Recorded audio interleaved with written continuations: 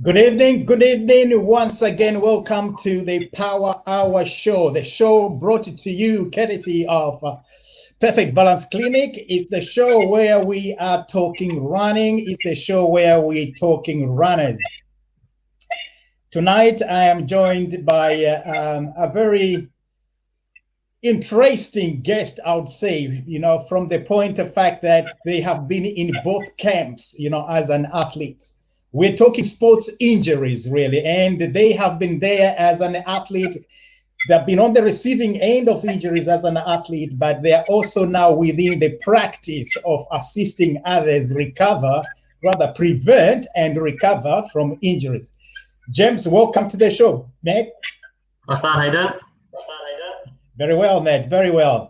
Before we get to all your expertise as a physiotherapist, let's listen to James, the athlete. I think that's a very it's an interesting combination there. Your experiential views really would a lot of people I think are going to find that very interesting. But first of all, who is James and who is James the athlete? How did you get around to be doing that? So I first started running when I was in school, in primary school in year 5. When I took part in the district cross country, is that in a local school in Harpenden. And I won that race, and then my PE teacher suggested that I go and join an athletics club. So I did. I went to St Albans AC. So it's quite a common story with most athletes how they get into the sport. They have a race when they're young and they do well, and they go and join a local club. So I joined St Albans after that, and then I stayed ever since. I remember when I did my first 800-meter race on the track. I think it was 6 months when I'd been past St Albans. So I ran 2:24. I won it, and then since then I kind of just kept going on because I enjoy it and I was good at it. So I just kept doing it. Yeah. Why cross country? How did that happen? Yeah, no, I think it was just because I always sort of ran those little races in school where it'd be like a 60-yard dash or whatever they call it, and I'd always win. So all my schoolmates were like, you should do this race. So I did it and I won. Back then it was just 2 laps around a football pitch, so you can't really call it a cross country. Yeah.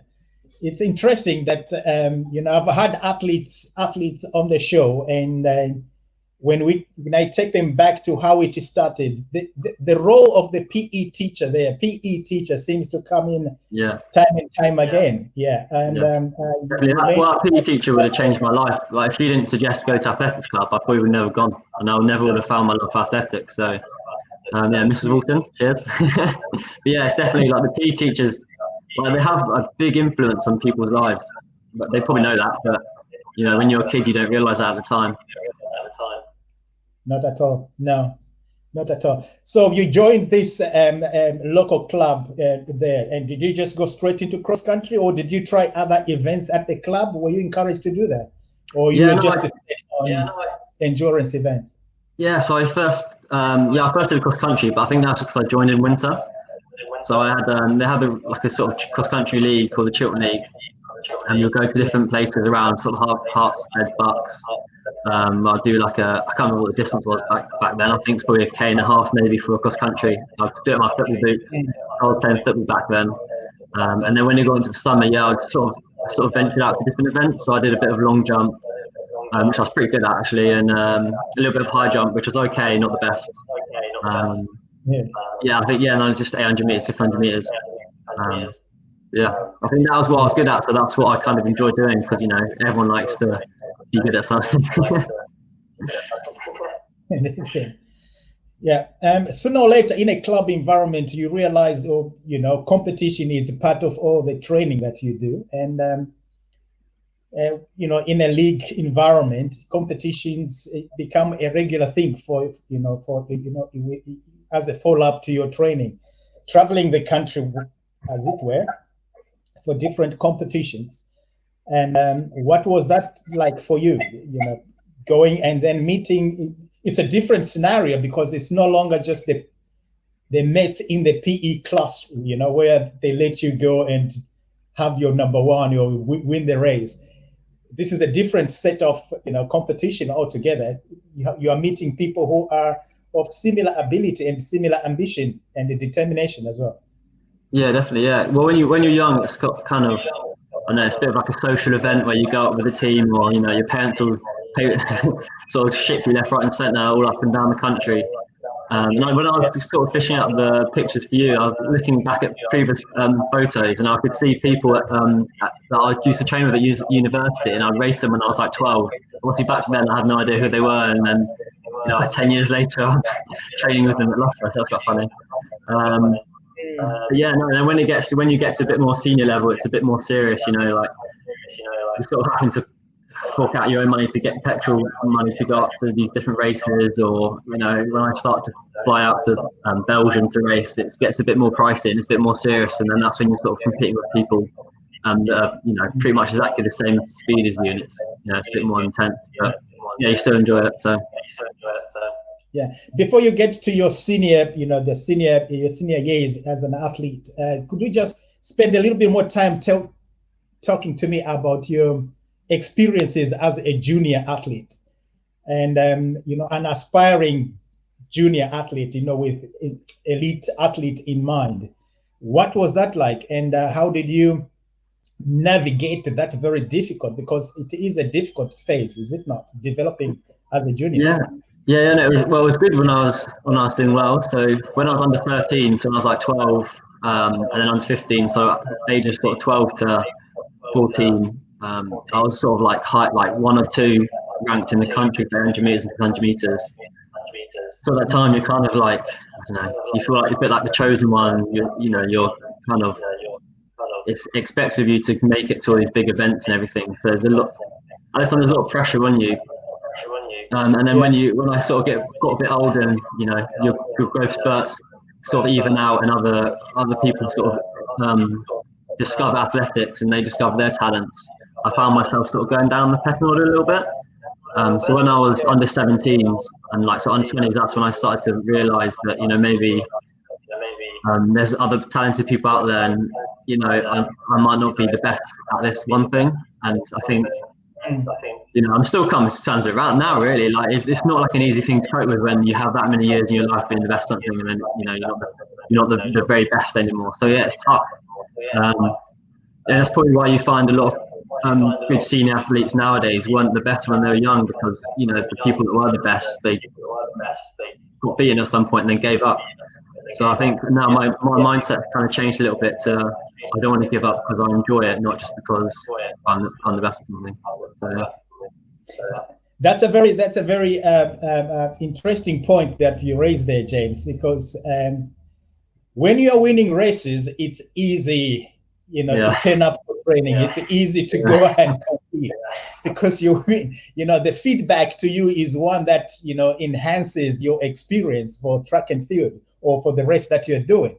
But when that is not the case, and you start losing races because other athletes, basically are just performing better than you at that point in time.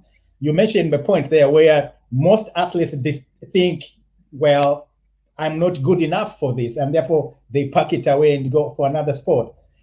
What helped you to stay on and continue working in spite of you beginning to lose or to be challenged, from your usual winning races? You're getting into the mix where sometimes you don't win races. Yeah, I think it's I think the main thing was the support from my family and my coach. So my coach, Deborah Steer, she kind of instilled it upon me throughout the whole time I've been coached by her that, we do run to enjoy it. So when things were going rough, she kind of, she didn't force it upon me, but she kind of made me realise that I don't just do athletics because it's because I'm good at it, but I do it because I've made loads of friends out of it. It's it's good for my health. I enjoy it. So I think that coaching role, if I didn't have Deb as my coach, then I probably would have given up. And then obviously that friends and family, and then friends in athletics. I had some rough points in Loughborough when I was injured and then not running well that season. Then I was just looking around, like all my best friends are sort of doing athletics. Well, most of my best friends are doing athletics, So if I stop training, I'm not going to see them that much. So that's another reason why you keep going. Yeah. I think there's just a lot more to it than just competing. It's kind of become like a lifestyle now. Like I couldn't imagine not having running in my life. Whereas a few years ago, because I wasn't, running at the best, it was kind of like this is a burden. But I don't see it as a burden anymore. If that makes sense. Yeah, it's an important insight that you raise there. You talk about your friends, being in track and field, being in athletics. You talk about the support that you get around, athletics. You talk about your coach in there. There's a whole lot of social influence around you that helps you to maintain and to continue, with athletics. I think that's something sometimes that is overlooked. Is that not the case? Yeah, definitely. Like, a lot of young people do athletics because they're good at it, but they should. Well, at some point they're going to either realise that there's so much more to athletics than just competing and being best at something. It's the amount of like life friends that I've made for athletics is great. And if I didn't do athletics, I would have never met them. So it's good. Not important. Now, talk to me about your senior. Transitioning from a junior into a senior can be a bit of a Waterloo, situation, because you sort of disappear into the deep end as a junior. You're doing well within the junior ranks, and then you go to the senior. Whoops, the sport is there. You're competing with it. A huge range of age, people who are a huge range of age groups all in one age group, and it's not an easy transition. How did you experience yours, and how did you sail through with that? Yeah, it's easy when you're young because every race you shave off another 5 seconds off. Like each season you get 30 seconds quicker, and then you hit 18, and all of a sudden you're like looking to get a second off. So yeah, it's tough. I guess it's just kind of being aware that people you're racing against, they're a lot older and a lot more experienced than you. So if they beat you, like it's no big deal. Like there's always another season. You just have to get over it. And even if someone your own age beats you, then it's fair enough. They probably train hard, so they deserve it. So I think, the transition, you really got to just stop worrying about what other people do and just focus on yourself. And then, and as I said before, just remember the other reasons why you're doing it. It's not just for competing, but it's like a sort of lifestyle. It helps with many other aspects of your life. And I think if you get too focused on, trying to make it to big races or whatever, it's just going to stress yourself out. You sort of need to have like a long-term goal as well. So if you get into the seniors and you're saying like, I want to get to British champs like my first year seniors, you might do it for one season, but then if you get injured for the next, it's gonna demotivate you massively. So you want to have like a good 5-year plan of kind of what you want to do. Yeah, you raise an interesting view there that I just like to make a little follow-up on, which is a goal. What is the role of your goal, a goal as an athlete, in getting you through your career or moving you from one phase of your career to another? What role do goals play? Well, kind of the goal you set at the start of the season sort of determines all the training you can do. If you don't have a goal, then what you're training for? Like you can do, I don't know, some sprints, but then if your goal you haven't set is not like to do a quick 400-meter time, then it's a waste of time, isn't it? So yeah, obviously like the short-term goals in the season determines exactly what you're going to be training for. And then I think sort of the long-term goal, say, I don't know, my kind of goal last season was to try and break 340, and I've done that.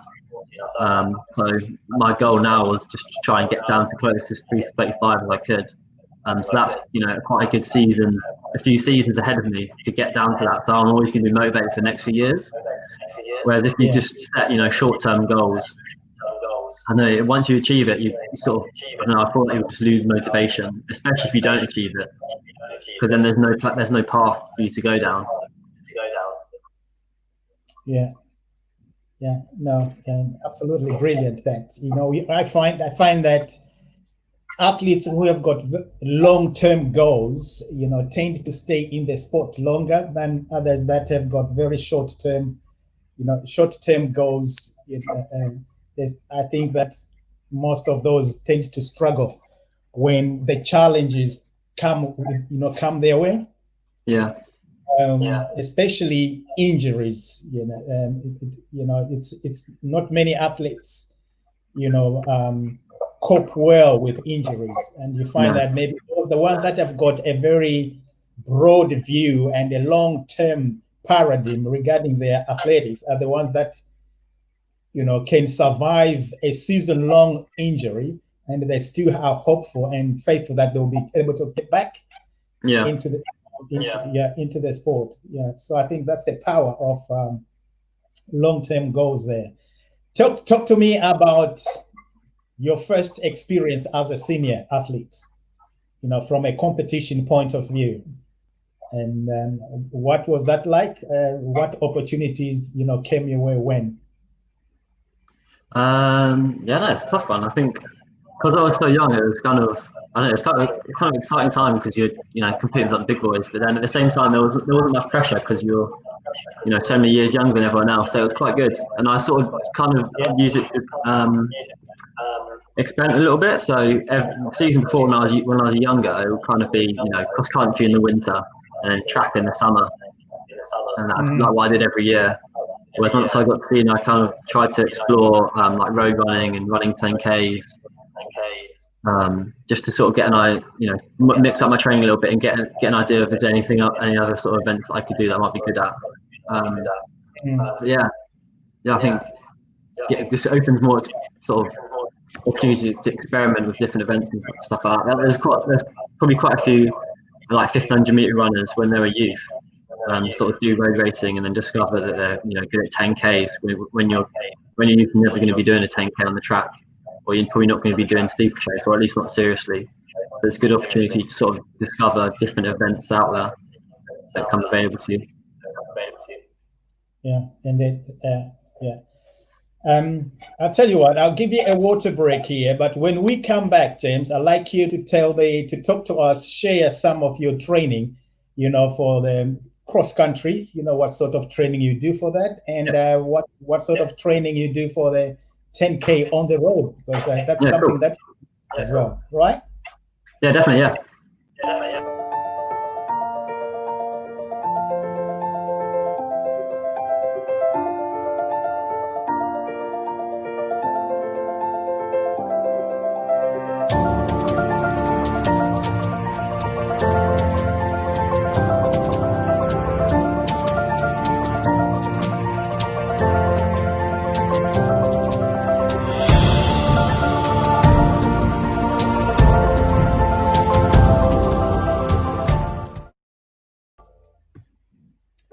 Yes, James. Let's talk cross country. What are the main features of your training in winter? You just mentioned there it's a winter sport. But what are the main features of your training, your preparation for the cross country, major championships of the cross country season? So I think when you sort of do a bit of cross country, you've got to deal with different terrain. You've got to deal with hills. It's obviously me being a track runner, my preparation's probably a bit different if you're an out distance runner. So I'm probably not going to, it's not my key sort of part of the season. I'm going to specialise towards the track, so my training's going to be a little bit different. Whereas when you're going to try and peak during the winter, but from a track runner training for the winter, or the cross country, I try and use it to sort of get that like aerobic base. Sort of before the track season, so you want to try and get your mileage up, get strong running over different surfaces, use the opportunity to build a bit more power doing hill sessions, and then slowly throughout sort of after the competition phase, sort of slowly transition into more speed work and a bit more speed endurance going into the track. But just start off with when say I'm going I've had my break after my summer track season, and I'm going into the winter. So it'd be around September area.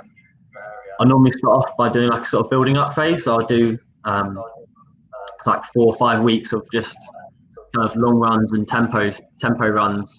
So tempo runs are when you run like sort of just on the edge of getting into lactic. So you'd be running like on the edge for like 6, 7, 8 miles, depending on how far you're going. I try and do that for a few weeks just to get that aerobic base.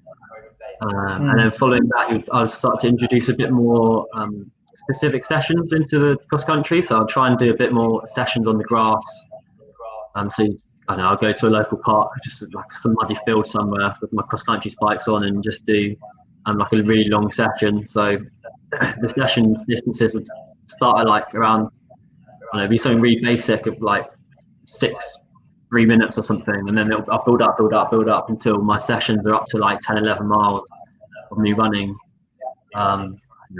like a load of just a load of miles basically. But like a classic one would be like a pyramid. So I do like a 2-minute rep, 3-minute rep, that's like a 5-minute rep, 10-minute rep, back to a 5-minute rep, back to a 3-minute rep, back to a 2-minute rep. And then I like to sort of mix things up together a little bit. So in one session, you can sort of incorporate loads of different aspects of your training plan rather than have to like ram all in 1 week. You can get into one session.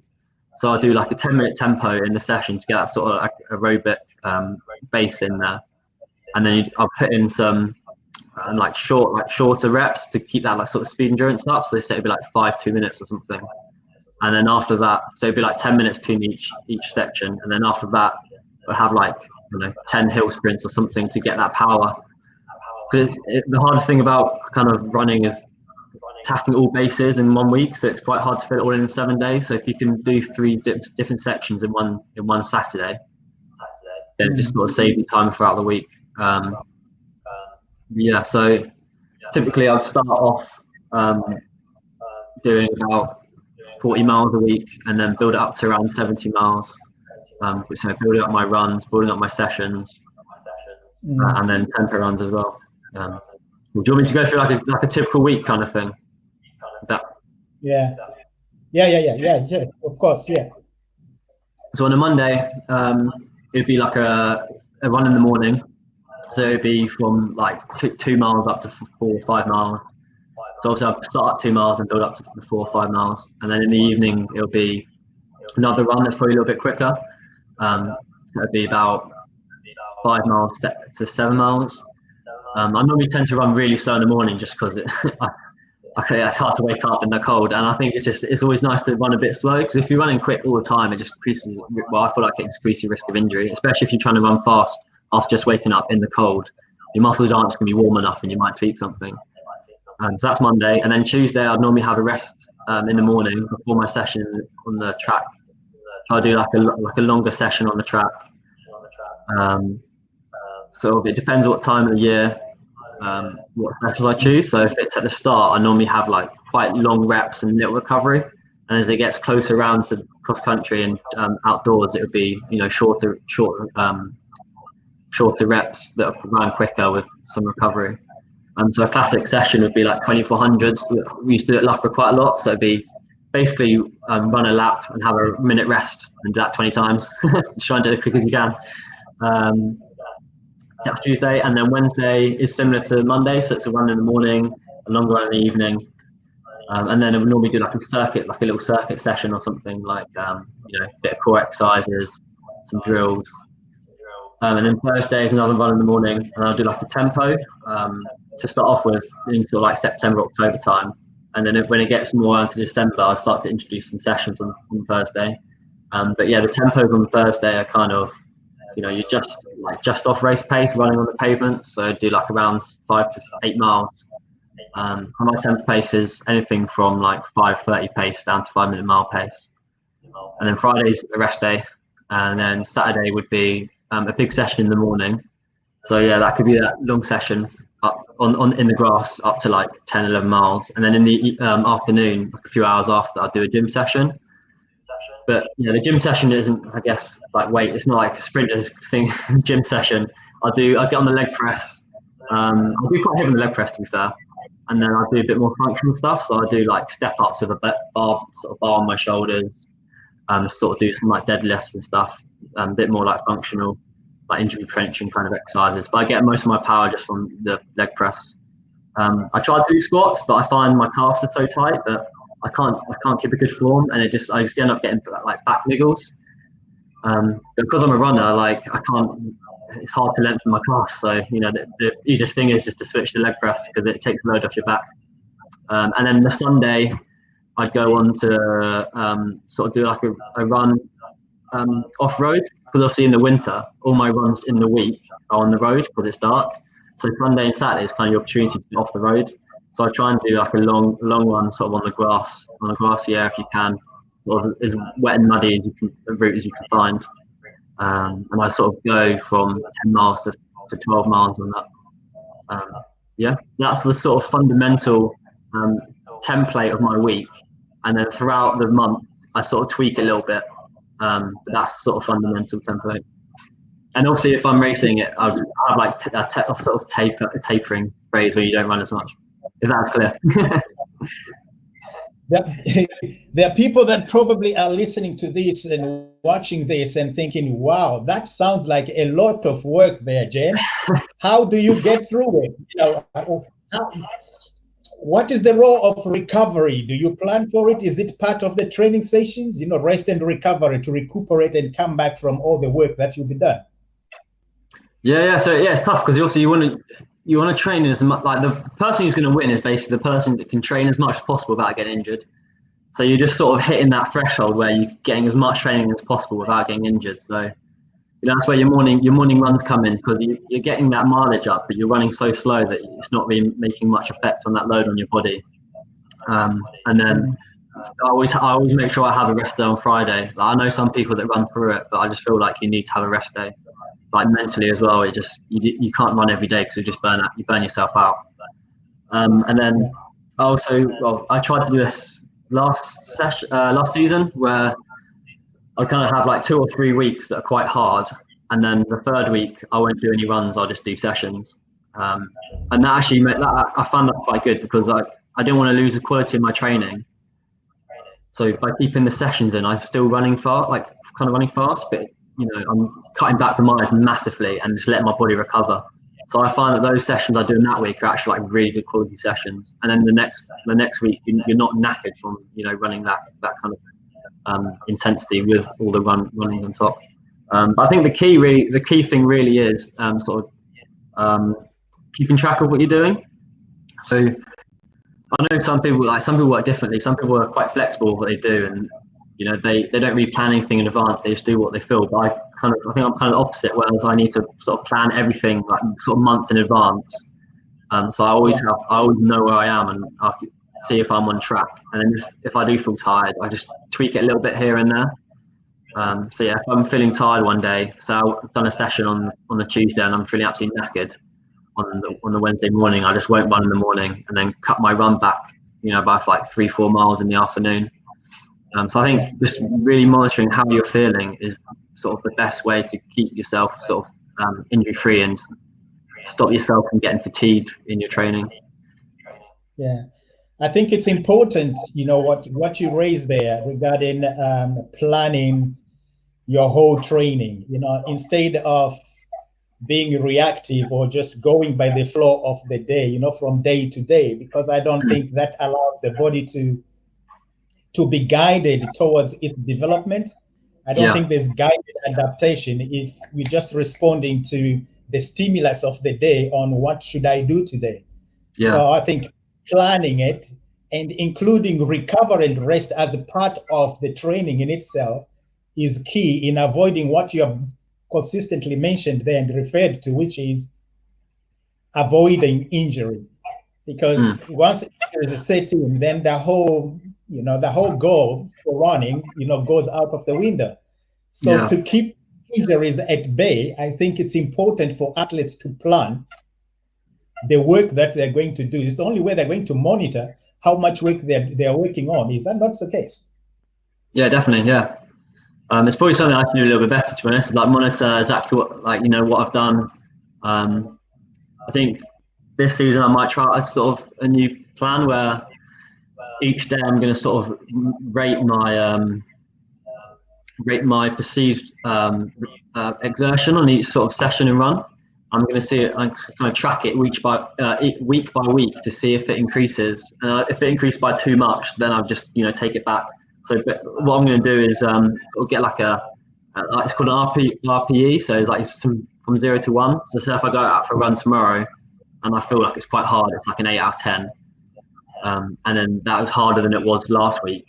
I'm going to see if I just next time just run a little bit less. And then you can do it in another way. So you can do it like looking at heart rate. So if your heart rate was higher in certain runs and workouts compared to the following week and the week before that, and it's it raised too much, that increase in load is just, if you increase it by too much, your body's not going to be able to handle it. So just keep monitoring that. And that's why so many people use mileage, because if you increase your mileage by loads over say 2 weeks you're running like 20 miles and then 20 miles, and then the following week you go up to 30, 40 miles, and you try and do that for a few weeks, your body's probably not going to handle it.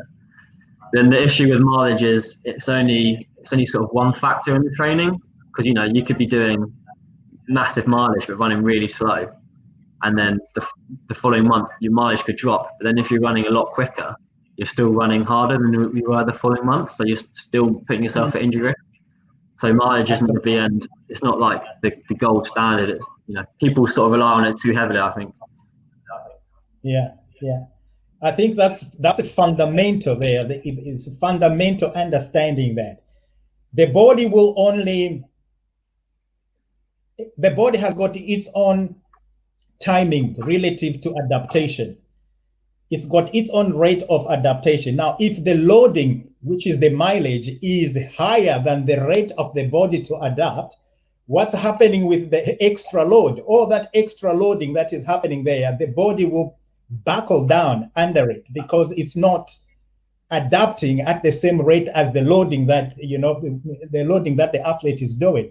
Yeah, it's a very important point that you raise there, and that's why overuse injuries come into play, because of excessive running, when people suddenly increase their mileage in that way.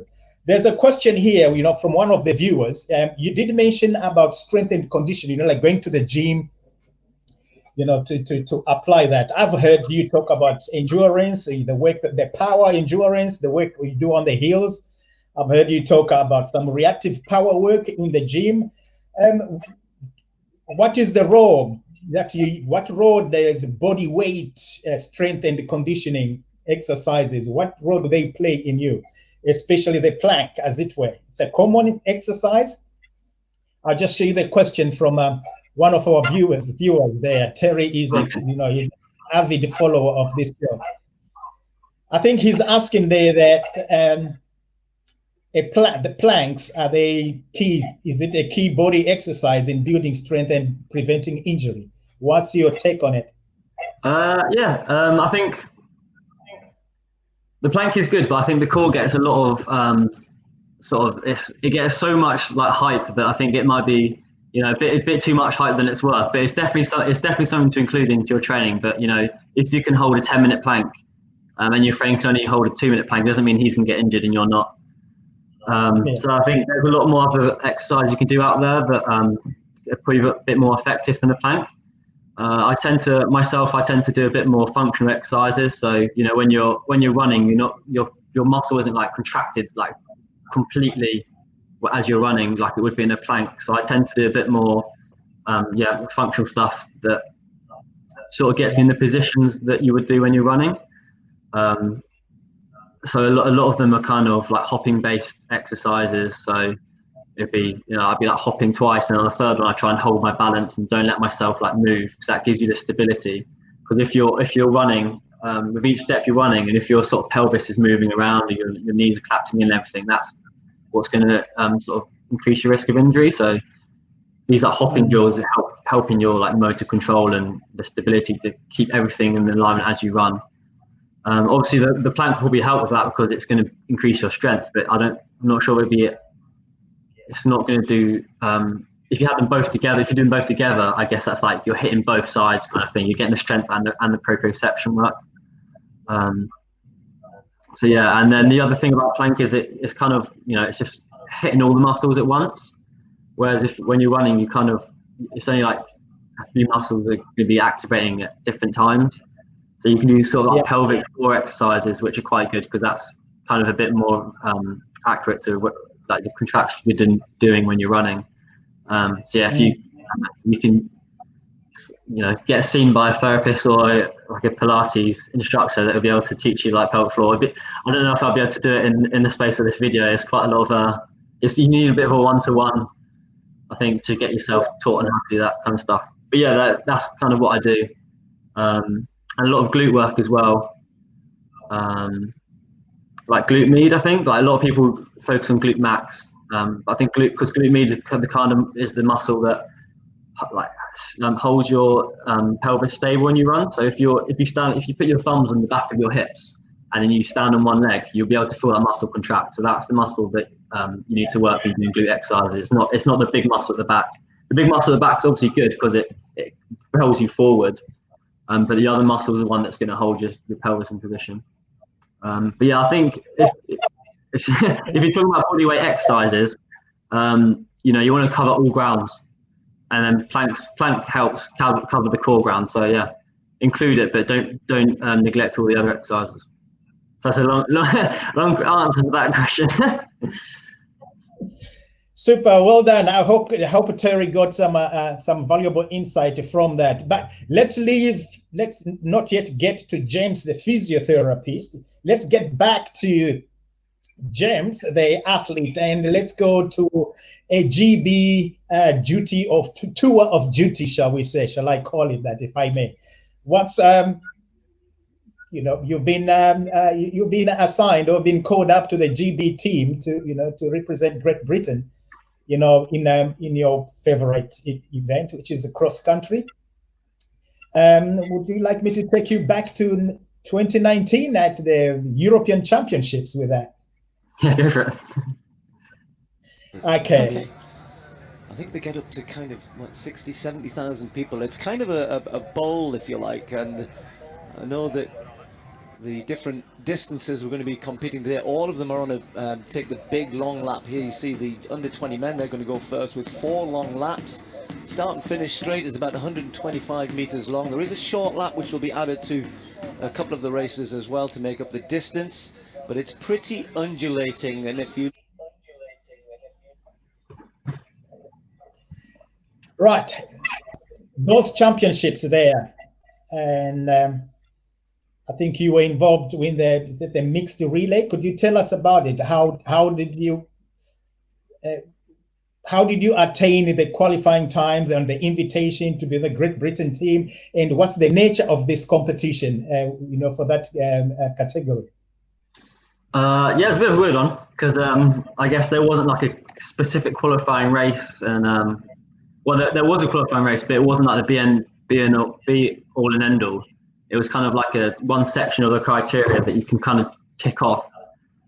So I was in the mixed relay team. So I was in the event where it was so it was 2 guys and 2 girls run sort of one leg each of 1 mile around this course. Whereas the sort of like the main event was like the 10K cross country, whereas I was in the relay team. So yeah, so the selection was basically how your performance on the track was over 1,500 meters, and the sort of distances around that. Sort of what your current form was over races that are relevant to that to this relay race. So there was one race in like a few months before the actual race that was the English nationals. It was like the relay sort of the relay championships. So I ran for St Albans in that, and I think I was second on the first leg, and I got one of the quickest times overall. So that obviously worked in my favour getting selected. My PB, my 1,500 meter PB, I ran in the summer was 3:39. So that was, you know, up there with one of the highest ranked people. So that worked in my favour. I ran 29. Well, I was 29:13 in the race, but it was 20 meters over, so they gave me 29:17. Sorry, it was 20 meters under, so it was a short course. So I ran 29:17 for the 10K. So that also worked in my favour to show sort of like form. So yeah, so the selectors sort of had to pick from everyone over like, you know, those for things like form, how they ran the trials, their racing over the summer. So yeah, it's quite hard for them, I think, because there's quite a few people that are in line to get selected, and I managed to get selected, so that was good. And there was only 2 spaces, well, for boys anyway, and there was another 2 spaces for the girls. Yeah, and then after a race, that was quite weird because it was like a 1500-meter race, but it was over cross country, and you know you don't ever get them. That's like a one-off thing, and then it was also a relay, so. You know, I've never done a cross-country relay before. You know, when you think about relay, you think about what 4x100 or 4x400. To start a race when you're already sort of in the lead, and then it's only 1500 meters, and then all you can see in front of you is these hills going like that, and then everyone else is chasing you from behind. It's quite strange.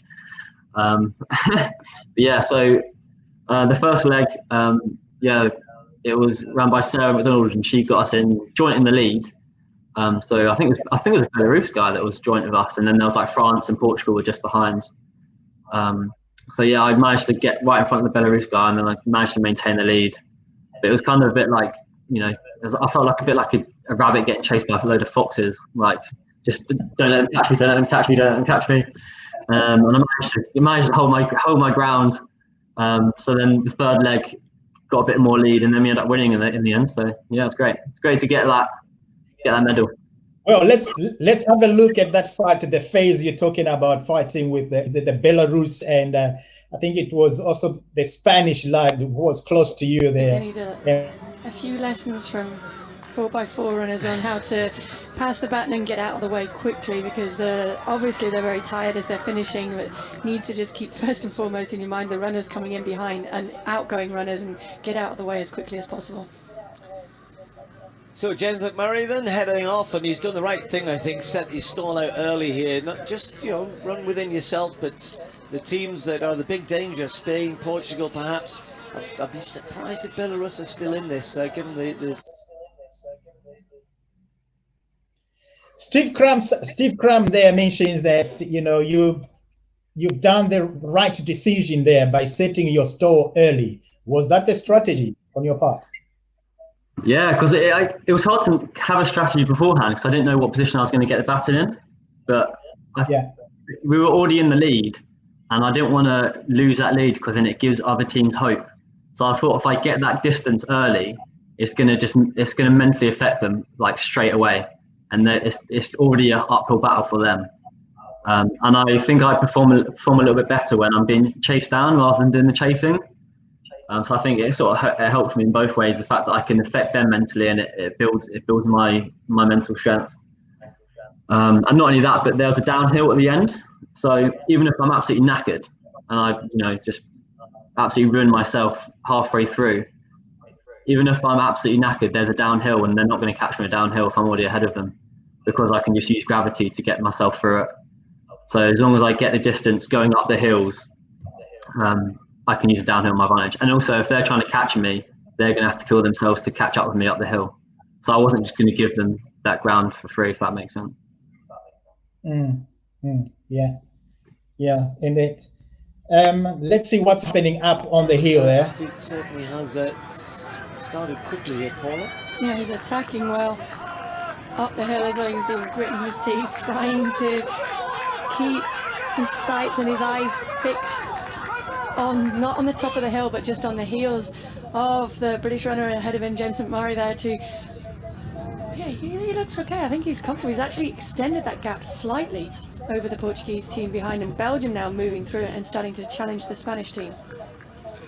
Yeah, McMurray's... Paula Radcliffe there in the commentary box says you attacked the hill well. What can you refer back to in your training that could have allowed you to do that, have given you the capacity to be able to do that? Yeah, I don't know. I've always liked hills. Like when I was a kid, back when I was under 15s, I won the national championship, cross-country championships, and there was a little quote in Athletics Weekly, and I said something like, "I love a good hill" or something. So I've always enjoyed running on hills. And I think being a track runner, like I have that power to get up the hill. like I'm used to running 100 meters and 500 meters, so I have that, that I can get into that gear to get up the hill. Whereas, the more distance-based runners, they're a bit better on me on the mud. Whereas I'm like a sort of Mustang trying to get out, like my heels are just going all over the place, whereas they can kind of float over it. So I think the dry course and the hills work to my favour. And I do quite a lot of hill training, just because I think it's good for the power when it comes around to summer, and it's just something I enjoy. So yeah, that's why I think I do quite well on the hills. Okay. Now the performance variable that you get from running in the hills, which is the power and explosive power that you get. If you don't have hills, where would you get it in the gym? For somebody that would thinking, whoops, I probably don't have a hill nearby, and it's quite a distance to get to one. What would they need? How can they bring the gym, reproduce the gym, hill in the gym environment? So I think before you go into the gym, you can always do speed work. So obviously with the middle distance, speed work's different for like a sprint coach like yourself. But just doing like a 400 meters session, you're going to get enough power for like a long distance runner. Like they don't need like loads of power. They don't need massive amount, but they just need that enough to find that extra gear or get themselves up that hill. And speed work on the track's probably going to do that. But if you want to get power in the gym, just I think get some weights on your shoulders and do some step ups. Because obviously when you're doing a step up, it's sort of similar motion to running up that hill. And then if you don't need the step to be massive. If you have it massive, it's a different mechanic to how you're going to be running up the hill. So if you just have like sort of like I don't know, a little bit bigger than your stairs at home, and get lots of weight on your shoulders, just doing that alone is going to give you some power. That's kind of what you do if you're starting to do a strength program. You do the strength initially. So once you get the weight up and you get the weight up, you then transfer it to sort of the plyometric training. So you do like hopping, bounding. If you might not have hurdles, but you don't need to bound with hurdles. You can just bound with the air in front of you. So yeah, if you have like a sort of good strength training program where you start off building up the weight, and then progress it into the plyometrics, that's how you can get your power. Great. Let's get back to Portugal and see how but he's done really well to open things up. Calichugo still isn't too far away, probably about a 4-5 second lead for Alex Bell. And Alex has to really attack this early on, then settle down, make sure that she doesn't go off too slowly. Spain, Belgium just fading a little bit. Portugal have gone backwards through the field there. And the French now very much to the fore. Yeah, that's it.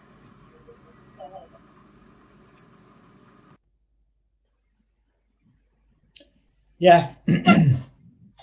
You gave a gap there, and what became of that race? Could you just talk to us and take us through to the finish line? Yeah, so Alex Bell got it in the lead, and then she increased the lead. Well, she's like I think she ran 158 for 800, so she's a really high caliber athlete. So I don't think many people in that situation will be able to catch up with her. And then she passed it on to Johnny Davies, who I used to I still compete with him like all the time. He used to be like one of my rivals back when I was younger. Yeah, he's like a very high standard athlete. He's ran really good times over 3K and 1500 meters. So he, by the time it got to him, we were already so far in the lead that he didn't really have to do much, to be honest. He sort of enjoyed the ride. Yeah, and then he got down to the home straight, and then he crossed the line. We were in the lead by quite some way by then. We had like a good little celebration. Yeah, got given our medals, so that's good. Yeah. Right. When we get back, James, we're going to now look and hear from James and your views from a physiotherapist standpoint relative to injury prevention and what your thoughts on that are.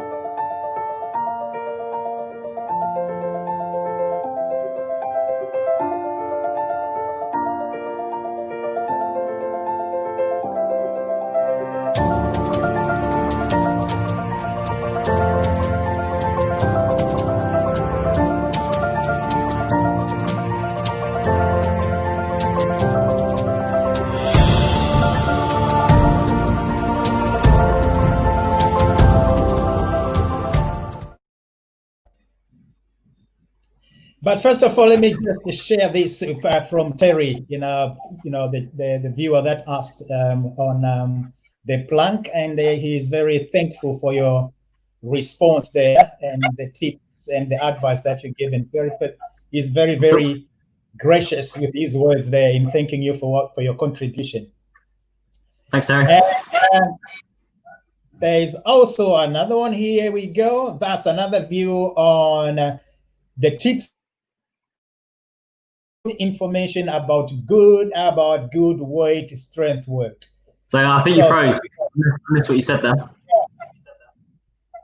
Yeah, good tips about new training and explosive power, and good information about gym and work strength work. So yeah,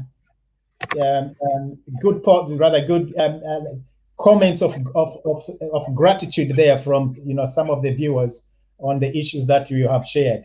Now, physiotherapy is something that you have set your eyes on, and it's something that you are involved with. From your experience and from your interaction with the practice, what appears to you as the common injuries, common running injuries, and what solutions from a preventative standpoint would you share with listeners and viewers? Yes, I think preventive wise, so I think, well, like 99%, well, probably not 99%, but the majority of issues are probably caused by increasing, I kind of already mentioned this, but increasing your mileage too quickly. So if you imagine, if you increase your mileage by a lot over a few weeks, your body's not going to be able to handle that kind of load you put it through. So you kind of want to keep that threshold where, set a threshold where you can increase your training, but you don't go over the threshold that, your body starts to not be able to sort of recover in time and then get injured. So if you imagine your body's kind of like, like a cup, and the water you put in the cup is the amount of load that your body's going through. And you're putting loads of water in the cup, so you're putting more and more load, more and more mileage. And then once that cup overflows, that overflowing is like your body getting injured. So if you imagine the more running you do, the increase in mileage you're doing, you're putting more water in the cup. Or if you go to the gym, if you start introducing gym work, that's still training load, so you're putting that's more water into the cup. So if you put too much stuff into your training, your cup's going to overflow and you're going to get injured. But then there's also other areas of your life that can count as load. So, if you're stressed at work, that'll be water into the cup. Yeah. If you don't get a good night's sleep for like a week, that'll be water in the cup. If you feel ill 1 week, that'll be more water into the cup. So I guess for the premise is you're trying to put as much water into the cup that's like running related rather than like lifestyle factors. And then without overfilling it, so without getting injured. But then you don't have to just control how much water you're putting in. You can also make your cup bigger. So if you make your cup bigger, that's basically you increasing how much load you can tolerate. So the way you do that is by increasing your strength. So if your tendons are stronger, you're going to be able to put more mileage through them without them getting injured. If your bones are stronger, you can run for further without getting stress fractures, that kind of thing. So that's why it's really important to do the gym work and do that rehab work, so you prevent yourself getting injured. But likewise, don't go all guns blazing, because then it's just going to be too much load on your body. So you want to try and moderate how much mileage you're doing, moderate how much gym work you're doing. So it's kind of my little analogy of how to not get injured as you're running. A very vivid analogy, really, because if the body is not getting a window, getting a window in which to recover from all the work, then everything that's accumulating there will just, rebound back, sooner or later. Yeah. It's going to count at some point. Now, talk to me about stretching. Middle and long distance runners, they don't find that too much of a necessity. It's something that is it's almost like an afterthought. You know, what is the role of stretching in terms of recovery and injury prevention? Yeah, stretching it's obviously important to keep yourself sort of like your range of motion up, because if you're going to be really tight in different areas, you're going to be sort of putting load in those areas. So if you have like really tight hips, or say example with me, when I have those tight calves and I try and do loads of squats, it puts more strain on my back because I can't get my body into the position it needs to carry that load. So likewise, if you're running and your hips are really tight, so you can't get your good extension, you can't get your leg back. You're gonna have to use your calves more to push away. So you need to find ways to kind of increase your range of motion. Stretching is one way. It's obviously you've got to stretch quite a lot for it to be effective. So distance athletes probably don't stretch enough for it to make much difference to them. And then you can include other things in your training to try and help supplement the stretching. So if you do like foam rolling to help relax your muscles, reduce the tension in there after the session, or runs you're doing. If you get regular massages, Premier League teams and good sports people, they're getting massages after every session, every day. Obviously, it's different if you're a recreational runner. If you don't have that kind of support, but if you get one every 2 weeks or weekly 2 weeks, it's just going to be a bit more take load off your body, because you're going to feel less fatigued, and it's just going to give you a bit more. It's just going to relax your body. So they're good tools to keep yourself a bit more limber and relaxed. Right. Well, James, it's been a very, very informative evening, and I'm sure from the responses that we got there, from the viewers, many other people out there found your insights and your practical, experiential insights very, very valuable. I'll tell you what, I think there are lots of questions, there are lots of issues and insights and topics that many people in the running community would benefit to have you back on the show, and we pick out another different subject matter and hear what your views would be on that one. So we'll definitely make that kind of arrangement. If there are people that have been listening and they say they would like to get in touch with you for one reason or another on many of the insights that you have said, how do they get in touch with you? I guess you can follow me on social media. So if you search James McMurray, I think my name's got 2 S's in it on Twitter.